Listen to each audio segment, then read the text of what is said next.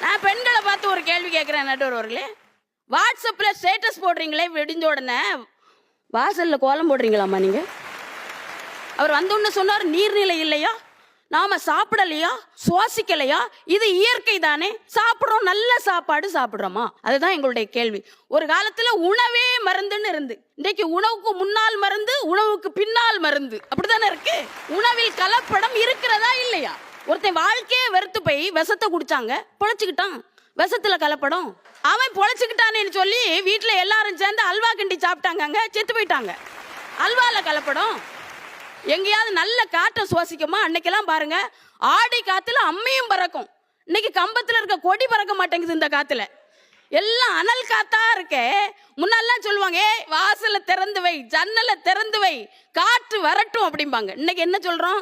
வாசல்ல பூட்டு, ஜன்னலை பூட்டு, ஏசி வெளியே போயிரும் சொல்றோமா இல்லையா? அதுல நம்ம கற்பனையா வேற பாட்டு பாடிட்டு அலையிறோம்.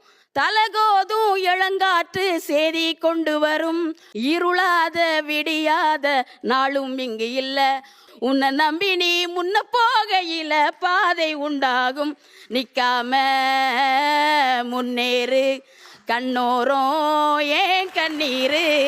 இப்படிதான் கற்பனையா நாங்க வாழ்ந்துட்டு இருக்கோம் நடுவர் அவர்களே. நல்ல தண்ணீர் கிடைக்குதா நடுவர் அவர்களே? அருமையா சொல்லுவாங்க, ஆற்று நீர் வாதம் போக்கும், அருவி நீர் பித்தம் போக்கும், சோற்று நீர் இந்த ரெண்டையும் போக்கும்னு சொல்லுவாங்க. அப்துல் கலாம் ஐயா சொன்னார், கிளி வளர்த்தேன் ஓடிவிட்டது, அணில் வளர்த்தேன் ஓடிவிட்டது, மரம் வளர்த்தேன் ரெண்டும் வந்து விட்டது அப்படின்னு சொன்னார் நடுவர் அவர்கள். முன்னாலாம் பாத்தீங்கன்னா இந்த ஒவ்வொரு மரத்துக்கும் ஒவ்வொரு சிறப்பு இருக்குங்க. மருந்துக்கு வேப்ப மரம், விருந்துக்கு வாழை மரம், பஞ்சத்துக்கு முருங்கை மரம், பஞ்சாயத்திற்கு ஒரு ஆலமரம், ராகத்திற்கு மூங்கில், தாகத்திற்கு தென்னை, வாசத்திற்கு சந்தன மரம், பாசத்திற்கு பனை மரம் என்று ஒவ்வொரு மரத்திற்கும் ஒவ்வொரு குணத்தை வைத்து நம்முடைய இயற்கை படைத்ததே. அந்த மரத்தை எல்லாம் வெட்டிக்கிட்டு வெயில் மண்டியை பொழக்குது, வெயில் மண்டியை பொழக்குதுன்னா நீ மரத்தை வெட்டும் போது பார்த்துக்கிட்டே நின்னா ஒன்ன வெயில் வாட்டத்தானே செய்யும். ஏங்க நான் ஒரு விஷயம் சொல்றேன், சுகர் வந்துட்டு சொல்றாங்கல்ல, கடவுள் நம்ம பேரை அரிசியில எழுதி வச்சாருன்னு சொல்லுவாங்க. 40 வயசு வரைக்கும் அரிசியில எழுதின கடவுள் 40 வயசுக்கு பிறகு கோதுமையில எழுதிடுறாரு. அதனால எல்லாருக்கும் சுகர் வந்துருது நடுவர் அவர்களே.